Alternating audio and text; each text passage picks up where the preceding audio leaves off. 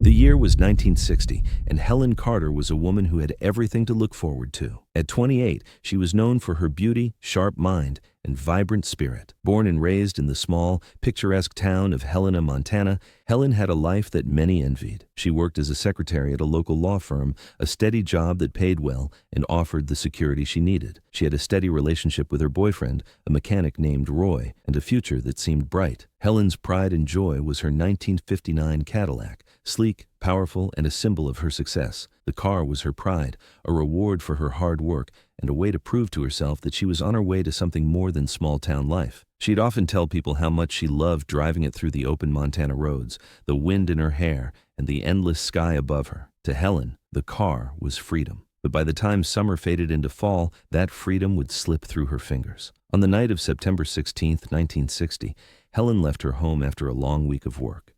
She'd made plans to meet a friend for drinks in the nearby town of Butte, a place known for its lively nightlife. It wasn't unusual for Helen to go out for an evening. She was a woman who enjoyed her independence. She was supposed to be home by midnight, but when that time came and went, her family grew worried. Helen was dependable.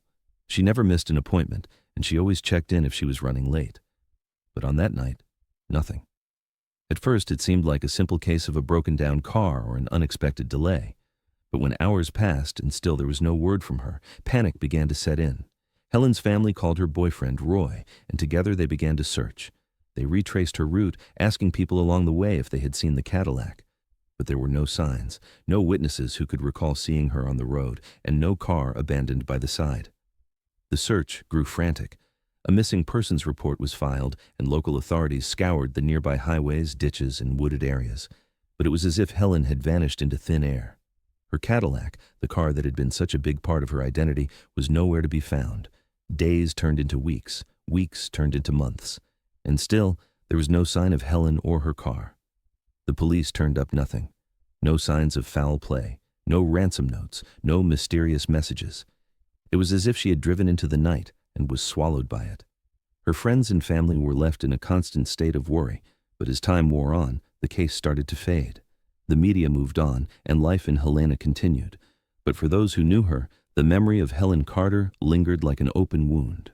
By 1961, with no new leads and no answers, the authorities declared Helen Carter missing, presumed dead. The case was officially closed, and the mystery surrounding her disappearance became just another part of the town's forgotten history. People whispered about it from time to time, but the trail had gone cold, and the search stopped. Her name, like so many others before her, was buried in the dusty files of old cases, a tragic and unresolved chapter in the lives of those who loved her. Years passed, decades even. Helen's family tried to heal, but the hole left in their hearts never quite healed. And though people would occasionally bring her up in passing, life in Helena went on, and the case remained forgotten, locked away in the past. Then, in 2025, a crew of workers doing construction at an abandoned ranch about 15 miles outside Helena made an unexpected discovery. The ranch, once a bustling property during the early 1900s, had long been left to the elements. The house was falling apart, the barn was dilapidated, and the land had been abandoned for years. But now, it was the site of a new development project. As the workers dug into the earth to prepare the land, they uncovered something that stopped them in their tracks. At first, they thought they had simply hit an old piece of buried equipment or a forgotten storage container. But when they dug deeper, they were stunned to find a car, half buried in the soil, rusted, but still recognizable. It was a 1959 Cadillac. The workers, uncertain of what they had found, immediately contacted the authorities.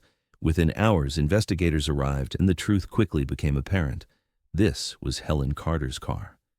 The vehicle, which had been missing for decades, was buried deep in the ground, 12 feet beneath the surface. The paint was worn, the chrome was dull, but the distinct shape of the Cadillac was unmistakable. The car had been there for years, hidden from view, forgotten by time. But why? The discovery quickly made headlines, and Helen's name resurfaced once more. Her family, now much older, was forced to confront the pain of her disappearance once again. They had long since assumed they would never know what happened to her. But now they were faced with the possibility that the answers were buried beneath the very ground that had once been her home. The investigation into the buried Cadillac began in earnest. It didn't take long for the authorities to realize that Helen's car hadn't simply been abandoned. It had been buried, and the more they examined the scene, the more they came to understand that this was no accident. Whoever had hidden the car had done so with purpose, and in the process they had left behind a trail that would lead to a truth no one could have imagined. The return of Helen's car wasn't just a key to understanding what had happened to her. It was a harrowing signal that something much darker, much more twisted, had occurred in the quiet corners of Helena, Montana. And this was just the beginning of a mystery that had been waiting to be solved for more than 6 decades. As investigators began to piece together the fragments of evidence surrounding Helen Carter's disappearance, the significance of the buried Cadillac became even more unsettling. The car, once thought to be a simple symbol of Helen's bright future, was now a grim marker of a life lost under mysterious and sinister circumstances. The initial excitement that came with the discovery quickly faded as the investigators began to realize the true depth of what they had uncovered. This was not just about a missing woman, it was about an entire story hidden beneath the surface for decades. The Cadillac had been carefully buried 12 feet deep in the earth. The dirt had been packed over it with precision, as if someone had taken great care to ensure that the car and the secrets it held would never be found. There were no signs of an accident, no indications that Helen's car had simply been abandoned or left behind in a hurry. Whoever buried the car had done so with intent.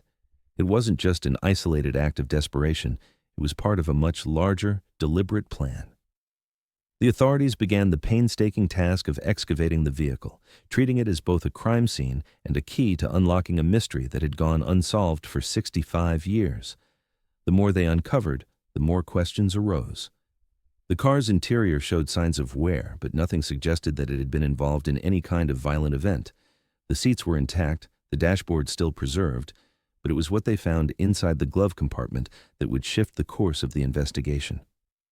Amid the dust and debris, they discovered a small, faded envelope, and inside it, a set of documents that appeared to be from a local business, an old receipt for a large sum of cash issued to none other than Charles "Charlie" Rayner, a name that had never appeared in the investigation before. Rayner was a businessman who had recently returned to Montana after years of working in the larger cities on the West Coast. His reputation had been built on questionable dealings and rumors of smuggling, but nothing concrete had ever tied him to any serious criminal activity. Yet, this receipt placed him directly in the timeline of Helen's disappearance. The amount of money listed was significant, but what stood out was the date, just 2 days before Helen vanished. The investigators immediately began digging into Charlie Rayner's background. They learned that Rayner had been a close acquaintance of several prominent figures in Helena, but more troublingly, he had connections to individuals with known ties to organized crime syndicates operating on the West Coast. What had initially seemed like a small, isolated disappearance now appeared to be connected to a much larger, more dangerous network of criminal activity. Helen had been entangled in something that was far beyond her quiet life in Helena. Rayner's ties to the criminal underworld were more than just casual associations. As the investigation progressed, it became clear that he had been involved in more than just smuggling operations. His dealings had touched on every corner of the illicit trade: money laundering, arms dealing, and even underground gambling.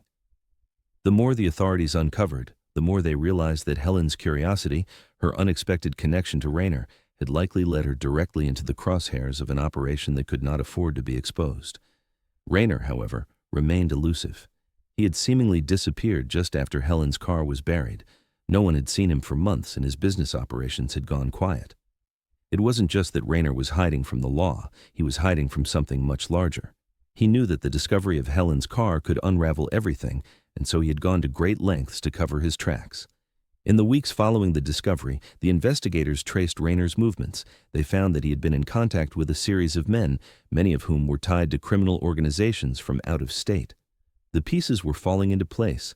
Helen, an innocent woman simply trying to live her life, had unknowingly stepped into a world that operated in the shadows, a world where people disappeared, where lives were taken without a second thought. And in the case of Helen, she had become a casualty of someone else's greed. The ranch where the Cadillac was buried had once been owned by Rayner, and it had served as a meeting place for those who wanted to stay off the radar. It wasn't just a secluded estate, it was a hub for clandestine deals. Rayner had used it to carry out operations too dangerous to conduct anywhere else, and now, it seemed, it was where Helen had become caught in the middle. Through their investigation, the detectives uncovered that Rayner had been involved in a high-stakes operation that stretched across several states, and Helen's connection to him had been deeper than they could have imagined.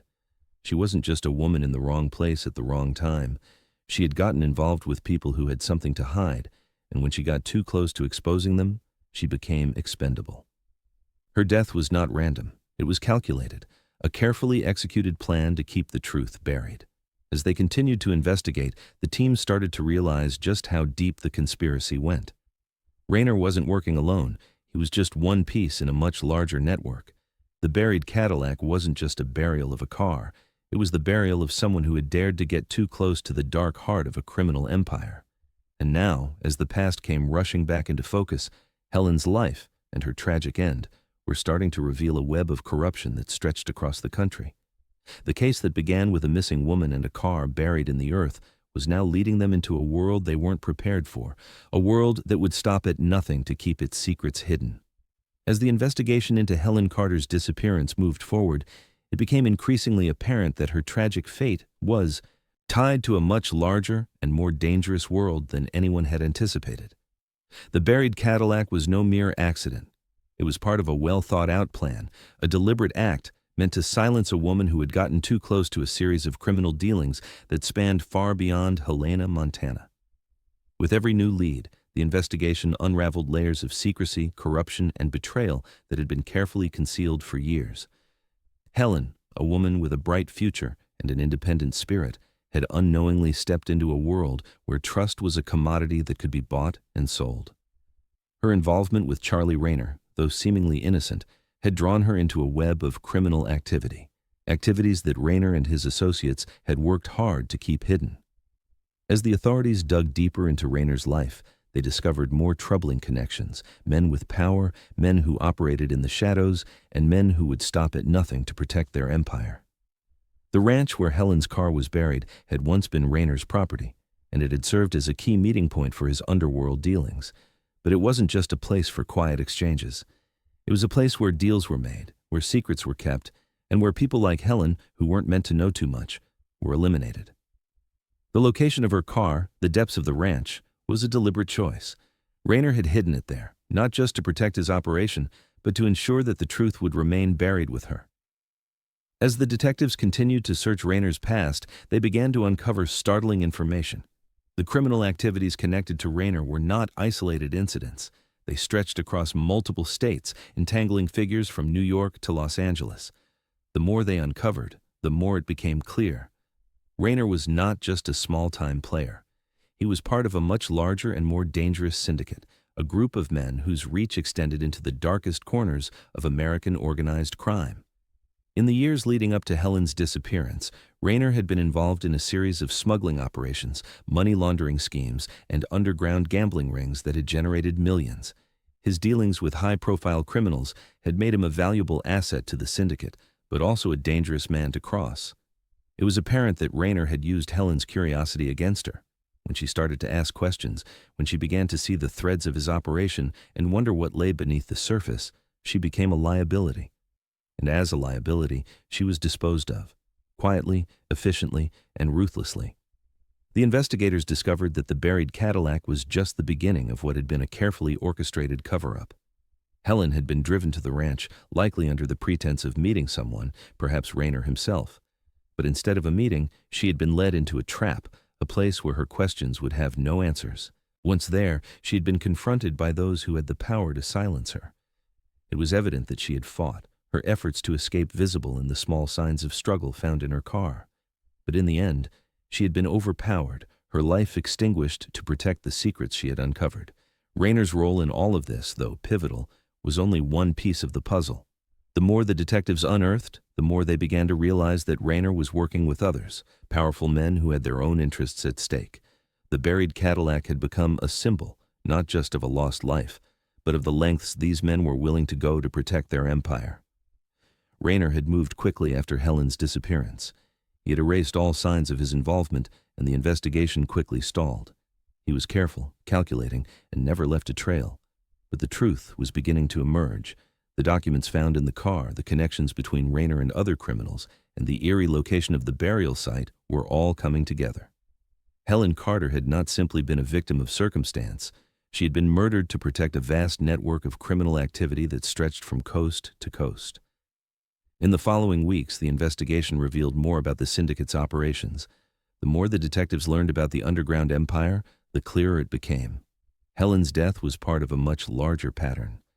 The syndicate had eliminated anyone who got too close to exposing them. They had silenced not only Helen, but also others before her. People who had dared to ask the wrong questions, people who had become a threat to the stability of the criminal underworld. As the investigation reached its climax, it was clear that the truth had been buried, not just with Helen's car, but in the dark corners of the criminal empire that had been carefully constructed over decades. The buried Cadillac was not just a physical reminder of a tragic event, it was a symbol of how far the syndicate was willing to go to protect their empire. The depths of the conspiracy, the ruthlessness of those involved, and the years of lies were all coming to light. The mystery of Helen Carter's disappearance had finally been solved, but in doing so, the investigators had uncovered a world of corruption, deceit, and danger that had been lurking in the shadows of Montana for decades. And while they had found the answers they had long been searching for, the legacy of Helen's tragic fate would haunt those who had uncovered the truth for years to come. As the final pieces of the puzzle began to fall into place, the investigators were left to grapple with the magnitude of what they had uncovered. The seemingly innocent disappearance of Helen Carter, a young woman from a small town with a promising future, had spiraled into a revelation about a vast criminal operation spanning across the United States. The syndicate, an elusive and dangerous group, had orchestrated her death with a chilling precision that spoke to the lengths they would go to protect their empire. Helen had unknowingly stumbled upon their world, asking the wrong questions at the wrong time. Her curiosity about Charlie Rayner and his shady dealings had cost her her life, but the investigators were beginning to understand something even more unsettling. Helen had not been the first, and she wouldn't be the last victim of this network. She was just another casualty in a series of disappearances, all part of a calculated plan to keep their operations hidden from the public eye. As they traced the syndicate's operations, the detectives uncovered a chilling pattern. Helen's death was one of many, each one connected to individuals who had dared to ask too many questions or had gotten too close to the secrets of the criminal network. Rayner and his associates weren't just running smuggling operations or underground gambling rings. They were manipulating entire systems, from local businesses to law enforcement. They had woven a network that had kept people in power, and anyone who threatened that power was eliminated without hesitation. But the deeper the investigators dug, the more complicated the case became. They had focused so much on Rayner, but it was becoming clear that he wasn't acting alone. The connections between Rayner's operation and other criminal figures grew more numerous by the day. There were whispers of other people involved, people who had helped orchestrate Helen's disappearance, people who had ensured her life would be silenced forever. Rayner had been careful. After Helen's death, he had vanished, leaving no trail behind him. But it wasn't just him who had gone into hiding. The syndicate operated in the shadows, and its members knew how to cover their tracks. The more the investigators pieced together, the more they realized that the network wasn't just based in Helena, Montana. It had its fingers in every corner of the country. The syndicate controlled ports in the Northeast, smuggling operations on the West Coast, and political figures in between. Every time the investigators thought they had uncovered a key player, they found another layer of deception. The ranch, where Helen's car had been buried, had served as more than just a meeting point for shady dealings. It was a sanctuary for the syndicate. Its location was perfect, remote, isolated, and largely forgotten. The ranch was the site of secret transactions, business deals too dangerous to be conducted in the open. It was here that Helen's life had ended, and it was here that the syndicate had buried her to protect their secrets. But it wasn't just about hiding Helen's car, it was about sending a message. The syndicate wasn't afraid to eliminate anyone who became a liability. They had acted with ruthless efficiency, silencing Helen before she could uncover more. But in doing so, they had overlooked one thing: the truth. Every discovery the investigators made was another crack in the syndicate's armor. They had buried Helen's car deep in the earth, but they couldn't bury the evidence forever. In the weeks that followed the excavation of the Cadillac, the investigation picked up momentum. The authorities began to piece together a timeline of Rayner's activities, his connections to criminal networks, and the way the syndicate had operated. They uncovered evidence that Helen's involvement in Rayner's dealings had not been as innocent as originally believed. She had been caught in the web of an empire so vast that it seemed untouchable. But the syndicate had underestimated one thing: the resilience of the people who sought justice. With each new revelation, the case grew more complex. The investigators discovered that Helen's death was part of a larger plan to control the flow of goods and money. Rayner, once thought to be just a small-time player, was revealed to be a key figure in a much bigger operation. His connections to the syndicate had allowed him to operate without fear of consequence. He had been a trusted intermediary, facilitating transactions between high-ranking criminals and individuals with the means to make their operations run smoothly. But as the investigation gained ground, Reiner's disappearance became more troubling. He had vanished completely, leaving behind only a trail of destruction. The investigators were no longer just looking for answers about Helen's fate. They were chasing a shadow, trying to bring down a criminal empire that seemed to slip through their fingers at every turn. Rayner's absence only made things more difficult. The deeper the detectives dug, the more they realized how far-reaching the syndicate's influence truly was. The syndicate had the power to manipulate events, control people, and bury secrets. But they had made one fatal mistake. They had underestimated the impact of their own actions. In their effort to protect their empire, they had triggered a series of events that no one could have predicted. And now, the investigation was no longer just about solving Helen Carter's disappearance. It was about taking down a criminal empire that had been operating for years under the radar. Helen's name, once forgotten, had sparked a wave of change. Her death, though tragic, had begun to unravel a network of deceit and power that had thrived in the shadows for far too long. The investigators had uncovered the first layer of the truth, but they knew they had only scratched the surface. The syndicate was far from finished, but neither were they. As the investigation progressed, the depth of the syndicate's reach continued to shock the investigators. Each new discovery linked Helen Carter's death to a web of criminal activity so widespread that it seemed nearly impossible to dismantle. The syndicate had its hands in everything, from arms smuggling to money laundering to manipulating local governments. Its influence was vast, its power nearly untouchable. Yet, for all the power they wielded, the network was cracking, and the truth about Helen's death was slowly emerging. The more the authorities dug, the more the pieces started to fall into place.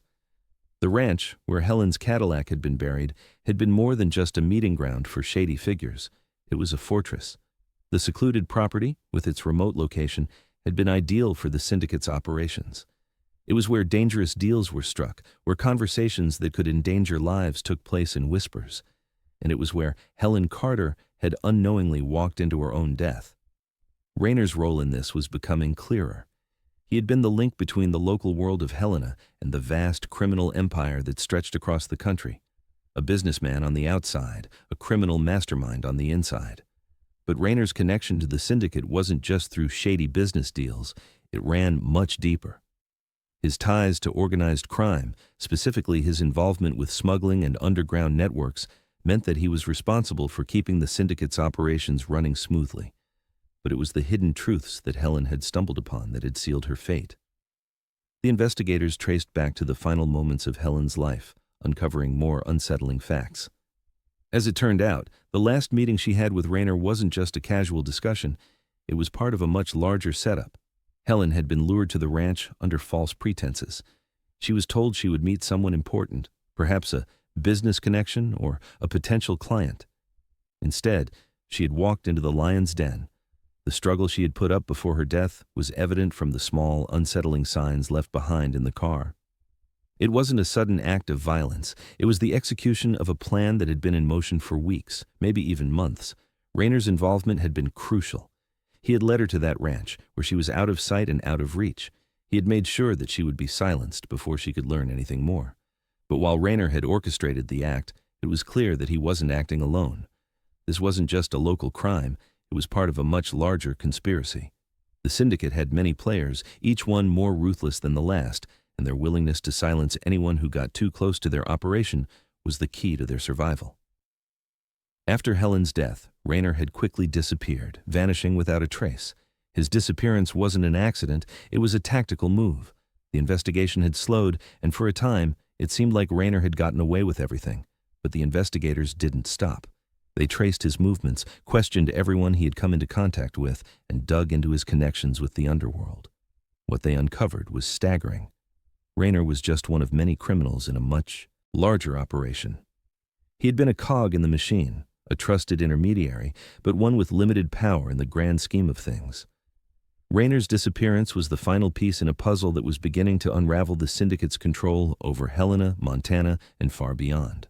The syndicate's operations extended through multiple states, involving dangerous criminals with connections to political figures, corrupt businessmen, and even law enforcement officials. The network was designed to keep everything running smoothly, with no one questioning what went on behind the scenes. The buried Cadillac was more than just a reminder of a lost life. It had been a tool, a marker, placed in the ground to ensure that Helen's death would remain a mystery. It was a reminder to anyone who dared to ask too many questions that they too could be erased without a second thought. The truth had been buried along with her, but it had come to the surface. The secrets of the syndicate, though carefully hidden for years, were now exposed. Helen Carter's death was no longer just a tragedy. It was a turning point in an investigation that would eventually take down a massive criminal empire. The more the detectives uncovered, the clearer it became. Helen had been a casualty of something far greater than anyone had imagined. The syndicate had been operating under the radar for decades, and they had eliminated people like Helen, people who had the potential to expose them. It was clear now that the syndicate's power wasn't just in their illegal dealings, it was in their ability to control everything. From small-town businesses to powerful criminals in major cities, they had been able to manipulate events and people to suit their needs. But they had underestimated the tenacity of those who sought justice. And as the investigation came to a close, the last pieces of the puzzle fell into place. Helen Carter's death, tragic and senseless as it was, had ultimately led to the exposure of one of the largest criminal networks in the country. The syndicate, once thought to be untouchable, was now on the brink of collapse. The legacy of Helen's tragic fate would never be forgotten, for it was through her death that the dark heart of the syndicate had been revealed. With the syndicate now under the microscope, the scope of the investigation expanded rapidly. The more the authorities dug, the clearer it became that the network was not just confined to Helena, Montana, or even the western United States. It stretched across the country, reaching into the very heart of American criminal power. But as the case gained momentum, the stakes for those involved became even higher. Rayner's sudden disappearance was becoming more significant with every passing day. The man who had orchestrated Helen Carter's death was now nowhere to be found, and it was becoming clear that his departure wasn't simply the result of fear. Rayner had vanished deliberately, likely tipped off about the investigation that was closing in on him. The authorities had no doubt that he had deep connections, and those connections were still in play, protecting him even as they were leading investigators closer to the heart of the syndicate. But Rayner's disappearance didn't mark the end of the syndicate's power. Behind him were men who would do whatever it took to keep the empire running smoothly, and they had learned to move in the shadows hidden in plain sight. Every time the authorities thought they were closing in on someone, they found that the syndicate had already made moves to cover their tracks. The grip the syndicate had on every level of local and national operations was almost suffocating. They had infiltrated businesses, manipulated law enforcement, and ensured their power extended to those who should have been stopping them. The case was growing darker by the day. As the investigators began to piece together Rayner's network, they discovered that his operations had involved several unsolved disappearances across the country. It was becoming clear that Helen Carter had been just one of many victims. The syndicate had used its ability to control events to cover up their tracks, manipulating the press, bribing officials, and eliminating anyone who got too close to the truth. But even with the syndicate's power, there was one thing they could not hide: the truth. The Cadillac, buried deep in the ranch, had been the key to unearthing the secrets they had tried so hard to keep hidden. It was no longer just about the tragic death of a young woman. It was about bringing down an empire built on deception, manipulation, and murder. The detectives, with the help of federal authorities, began to track down every lead. They uncovered names and faces, criminals who had long operated under the radar, working quietly behind the scenes. Slowly but surely, the walls around the syndicate were beginning to close in. They had tried to silence Helen, but in doing so, they had inadvertently sparked the unraveling of everything they had worked to build. As the investigation moved forward, authorities managed to make a critical breakthrough. They discovered financial records linking Rayner to several prominent businessmen and politicians. It became clear that Rayner had been using his position to funnel money into legitimate enterprises, creating a network that was nearly impossible to trace. But the records, though encrypted, held the key to uncovering the true extent of the syndicate's power. They showed how every detail of their operation had been carefully planned and executed, from the initial deals to the final silencing of anyone who could expose them. With the financial records in hand, the investigation made another leap forward. The syndicate's operations were no longer hidden in the shadows. The authorities began to charge key members of the network, from corrupt businessmen to law enforcement officials who had turned a blind eye. Slowly, the empire that had once been so powerful began to crumble, piece by piece. The people who had helped to protect the syndicate were now being investigated, and one by one, they were brought to justice. The fallout from the investigation was nothing short of explosive. The syndicate had long been a shadowy force, operating behind closed doors and manipulating the very fabric of the country's criminal economy. But with Helen's death serving as the catalyst, the truth had come to light. Her tragic fate had not been in vain. It had been the key to exposing a network so vast, so insidious, that it was only now, after so many years, that its true power was fully understood.